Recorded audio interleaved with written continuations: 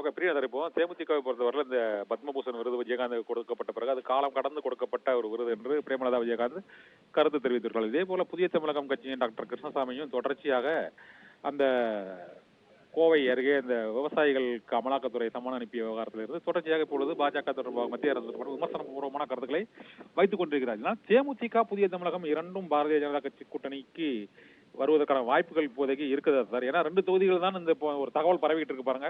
அந்த தகவல்ல 2 தொகுதிகள் மட்டும் தான் தேமுதிக கொடுத்துருக்காங்க, 7 தொகுதிகள் பாமக. இது வந்து லாஜிக் இல்லாம இருக்கு சார். தேமுதிகவோட பாமகவோட தேமுதிக பெரிய கட்சி என்ற ஒரு மனப்பான்மை அவங்களுக்கு இருக்குது இல்ல சார்?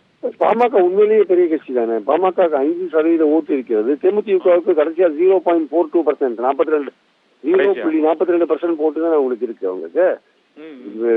பாமக நிச்சயமாக அதுக்கு ஒரு குறிப்பிட்ட வட்டாரத்தில் வந்து அதுக்கு கணிசமான செல்வாக்கு இருக்கிறது. 5% 6% வரையும் அவங்களுக்கு ஓட்டு இருக்கு. வேற தேமுதிகவுக்கு தமிழ்நாடு முழுக்க பரவலாக ஆதரவு இருக்கிறதே தவிர அவருடைய ஓட்டு வங்கி என்பது 1% கூட தாண்டறதுக்கான வாய்ப்புகள் இல்லை. இப்போ விஜயகாந்த் அவர்கள் மரணத்துக்கு பிறகு வந்த கூட்டமோ அல்லது பரிதாபங்களோ மக்கள் வந்து ரொம்ப வருத்தப்பட்ட விஷயங்களோ அது தேமுதிக ஆதரவாளர்கள் எல்லோருமே தேமுதிக ஆதரவாளர்கள் அல்ல. அவர்கள் விஜயகாந்த் என்ற நல்ல மனிதர் மீது வைத்த அன்பு காரணமாக ஒரு நல்ல மனிதர் இறந்து விட்டாரே என்கிற வருத்தத்தில் கூடிய கூட்டம் தானே தவிர பிரேமலதா எதிர்பார்ப்பது போல அது தேமுதிக ஆதரவாளர்கள் கிடையாது ஆக்சுவலா. அதனால தேமுதிகவுடைய ஓட் பேங்க் என்பது நாட் ஈவன் 1% மேல இருக்காது. 2வது தேமுதிக என்ற கட்சி தன்னுடைய இருப்பை தக்க வைத்துக் கொள்வதற்கான அந்த நோக்கம் இருக்கிறது, அதுவே இழந்து விட்டது ஆக்சுவலா.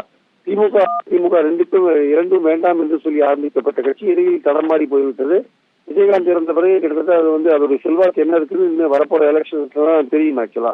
சோ அவருடைய ஓட் பேங்க் என்றது கிட்டத்தட்ட கரைந்து போய்விட்டது. அதனால வந்து பாமக ஓட் பேங்க் என்பது குறிப்பிடத்தக்க அளவில் தொடர்ந்து இருக்கிறதுனால அந்த 7 தொகுதிகள் ஏற்கனவே கொடுக்கப்பட்ட விஷயம் தான்.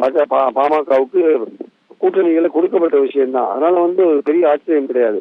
2 தொகுதிகள் வந்து தேமுதிகவுக்கு கொடுக்கப்பட்டால் அது கிடைத்தாலே அது ஒரு பெரிய பிரேமலதா அதை ஏற்றுக்கொள்ள வேண்டிய கட்டாயத்தில் இருக்கிறார். 2வது வந்து பிரதமர் உட்பட எல்லோருமே வந்து விஜயகாந்தை வந்து புகழ்ந்து பேசிக் கொண்டு வருகிறார் என்பது நம்ம பார்த்துட்டு தான் இருக்கோம். இப்ப நீங்க சொன்ன மாதிரி பத்மபூஷன் எல்லாம் கொடுத்திருக்காங்க. அதனால இது தொடரலாமே தவிர வந்து தேமுதிக வந்து பாஜகவோட தான் ரொம்ப க்ளோஸா இருக்காங்க அப்படின்றது. ஏன்னா பாஜகவோட நீங்க கூட்டணி வைப்பதில் தேமுதிகவுக்கு வேறு பல ஆதாயங்களும் இருக்கின்றன என்பது மத்திய அரசுல நாளைக்கு மோடி வந்தால் அதன் மூலமாக ஏதாவது வாய்ப்புகள் இருக்கிறதுக்கான அமைச்சராவதற்கான வாய்ப்புகள் கூட இருக்கிறதுக்கு சான்ஸ் இருக்கு. அதனால தேமுதிக வந்து பாஜகவோடு தான் போவதற்கான வாய்ப்புகள் அதிகமா இருக்கு. அதே மாதிரி கிருஷ்ணசாமி வந்து அந்த சேலம் விவசாயிகள் விஷயத்துல எதிர்ப்பு குரல் கொடுத்தாரே தவிர மற்றபடி அவர் வந்து ஜெனரலா வந்து பாஜகவுடைய ஆதரவாளராக இன்னும் இருக்காரு. அதுல எந்த விதமான மாற்றமும் கிடையாது என்று கருத்து. தென்காசி தொகுதி அவருக்காக ரிசர்வ் செய்யப்பட்டது என்பது என்னுடைய கருத்து. Okay sir. ஆனாலும் இப்போ இந்த கூட்டணி ஒரு மெகா கூட்டணி பாமக, தேமுதிக மற்றும் பாரதிய ஜனதா கட்சி உள்ளிட்ட மற்றும் புதிய நீதி கட்சி, தமிழ் மாநில காங்கிரஸ், புதிய தமிழகம் உள்ளிட்ட கட்சிகள் எல்லாம் இணைந்தா கூட வந்து இவங்க இந்த தேர்தலில் வெற்றி பெறக்கூடிய அளவுக்கு அவங்களால வாக்குகளை திரட்ட முடியும்னு நினைக்கிறீங்களா சார்? ஒரு குறிப்பிட்ட தொகுதியில் ஒரு ஒற்றை இலக்க எண்களிலாவது அவங்க வெற்றி பெறக்கூடிய அளவுக்கு ஒரு 5 தொகுதி, 4 தொகுதி, 3 தொகுதியோட வெற்றி பெறுவதற்கான வாய்ப்பு இருக்குதுன்னு நினைக்கிறீங்களா இந்த பாஜக அது மாதிரி மெகா கூட்டணி அமைத்தால்? இல்ல, பாஜக வந்து அதிமுக எடப்பாடியை விட்டு ஒரு மெகா கூட்டணி அமைக்கிற பட்சத்துல நான் சொல்ற மாதிரி அது டிடிவி, ஓபிஎஸ், அப்புறம் ஜான் பாண்டியன் எல்லாருமே பாமக, தேமுதிக, வாசன் எல்லாரும் சேர்த்து ஒரு கூட்டணி அமைக்கிற அந்த சூழல்ல நிச்சயமாக ஒரு 10 தொகுதிகளில் வந்து திமுக அணிக்கு வந்து ஒரு கடுமையான போட்டியை வந்து உருவாக்குறதுக்கான வாய்ப்புகள் இருக்கு.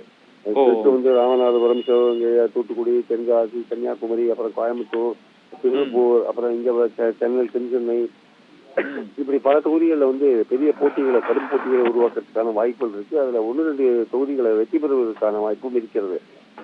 ஆனால் வந்து அதிமுக எடப்பாடியும் வந்து சேர்ந்து இருந்தார்கள் என்றால் பாஜக கூட்டணியில கடைசி நிமிஷத்துல சேர்ந்தாங்கன்னா நிச்சயமாக ஒரு 4, 5, 6 தொகுதிகளை வந்து வெற்றி பெறுவதற்கான வாய்ப்புகள் இருக்கிறது. இவங்க 2 பேர் தனியா பிரிஞ்சு இருந்தாங்கன்னா கொங்கு மண்டலத்திலே ஓட்டுகள் பிரியறதுனால திமுகவுக்கான வெற்றி வாய்ப்புகள் அதிகரிக்கும். சோ அதனால பாஜகவுடைய அந்த கூட்டணியோட வெற்றி மேக்சிமம் கன்னியாகுமரி அல்லது கோயம்புத்தூர் அதோட கட்டுப்படுத்தப்படும் என்பது என்னுடைய கருத்து. ஒன்றாக எடப்பாடியும் சேர்த்து ஒன்றாக இருந்தால் என்றால் குறைந்தபட்சம் 5 to 8 தொகுதிகள் வரை வெற்றி வருவதற்கான வாய்ப்பு இருக்கிறது என்று என் கருத்து. நன்றி சார். பிரியன் சார், இந்த கூட்டணி தொடர்பான தொடர்ந்து பல்வேறு கருத்துக்களை தெரிவிக்க நன்றி சார். தேங்க்யூ.